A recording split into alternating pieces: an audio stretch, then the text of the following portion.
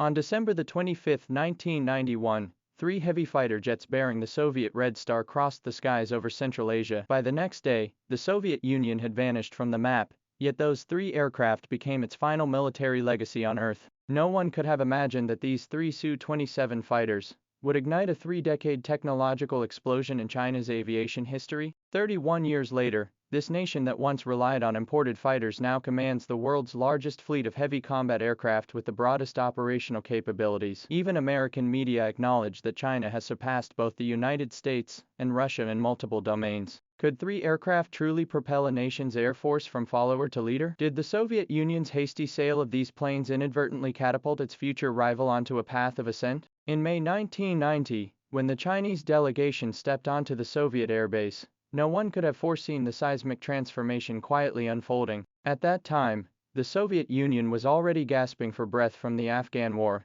its economy teetering on collapse, desperately needing foreign currency to plug the holes. On the Chinese side, though the economy was just beginning to show signs of recovery from reform, the Air Force still relied on the J-6 and J-7 fighters to maintain its presence. These aircraft were based on the MiG-19 from the 1950s and the MiG-21 from the 1960s, featuring short detection ranges, limited operational ranges, and missile ranges so inadequate they couldn't even achieve the basic capability of seeing but not hitting. The Soviets initially pushed the MiG-29, touting its agility and high thrust. However, this aircraft had a maximum range of only 1,500 kilometers, with an operational radius barely exceeding 800 kilometers. For a nation spanning over 9 million square kilometers, such range was utterly inadequate, effectively confining it to the role of an airfield defender. The Chinese delegation did not commit on the spot, but requested to examine more advanced models. Hearing this, the Soviet representatives visibly stiffened. The Su-27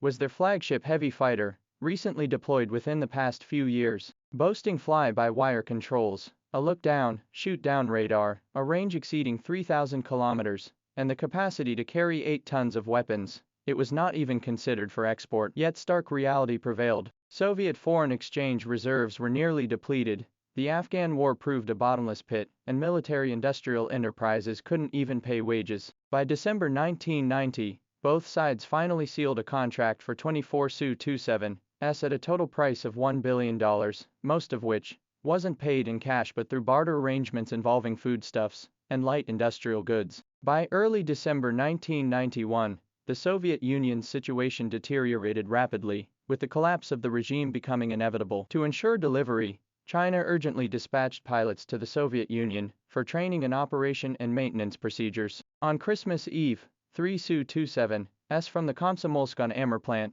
took flight from the Far East, navigating the complex international landscape. They crossed Kazakhstan and arrived in Anhui, China, becoming the last batch of arms exported by the dying superpower. These three aircraft were delivered fully equipped, complete avionics, Al-31F engines, and even live training ammunition. Accompanying technicians brought 4 boxes of documentation, including disassembly diagrams for core engine components. Such meticulous details revealed the Soviet Union's desperation. Desperate for cash, they were practically giving away the farm. However, the Chinese Air Force did not settle for merely buying and using. By 1992, the remaining 12 aircraft had also arrived at Wuhu Air Base. Pilots quickly completed conversion training, achieving initial operational capability within months. The Su-27's beyond visual range strike capability, radar detection range, and flight stability far surpassed previous domestically produced aircraft. The arrival of this batch instantly propelled China's fighter fleet from second-generation to third-generation technology. By late 1993,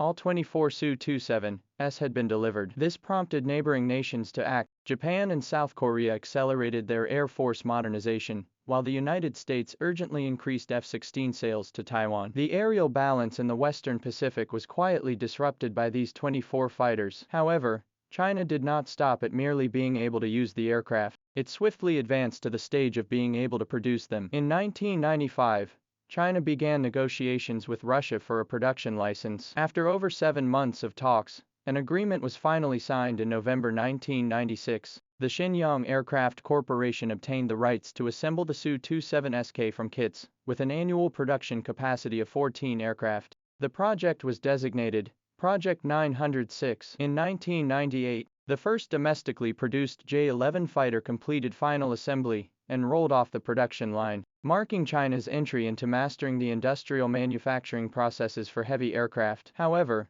challenges soon followed. The radar supplied by Russia was outdated, the avionics system was cumbersome, and some structural components lacked sufficient strength. Rather than merely replicating the design, Chinese engineers adopted a strategy of continuous improvement through practical application. They replaced components with domestically produced composite materials, reducing airframe weight and extending the original 2,000-hour service life to over 3,500 hours. The radar was upgraded to the domestically developed KLJ-3A, achieving a detection range exceeding 150 kilometers and supporting simultaneous tracking of multiple targets. In 2007, the J-11B entered formal service. Its domestic content exceeded 70%, enabling not only the carriage of domestically produced missiles, but also full-cycle autonomous maintenance. By this stage, China was not only building but also modifying aircraft and improving them with each iteration. The most challenging hurdle was the engine. The early imported L-31F engines delivered strong thrust,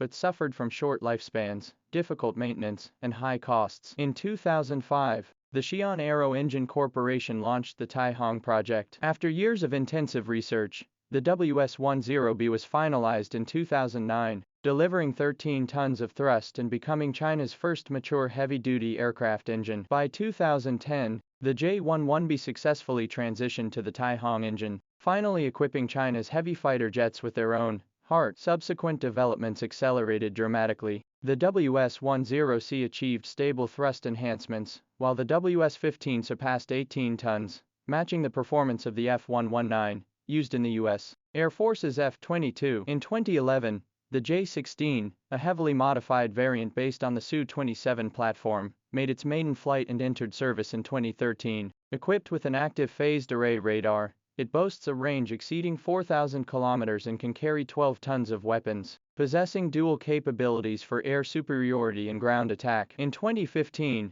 the J-16D electronic warfare variant joined the ranks, carrying jamming pods to suppress enemy radar and communication systems. By 2024, production of the J-16 series exceeded 400 units, establishing it as the Chinese Air Force's primary multi-role fighter. The J-11B series has also undergone comprehensive radar upgrades. Enhanced with stealth coatings, its radar cross-section has been reduced to below 4 square meters, significantly improving battlefield survivability. During the same period, China procured 24 Su-35 fighters primarily for technical validation and comparative testing. The findings revealed that despite the Su-35's 117S thrust vectoring engines, its radar systems remained outdated and its electronic equipment lagged in updates. The J-16 actually demonstrated superior beyond visual range capabilities, effectively leading by a generation. In 2011, the J-20 made its maiden flight. By 2017, it entered formal service. Featuring a DSI intake,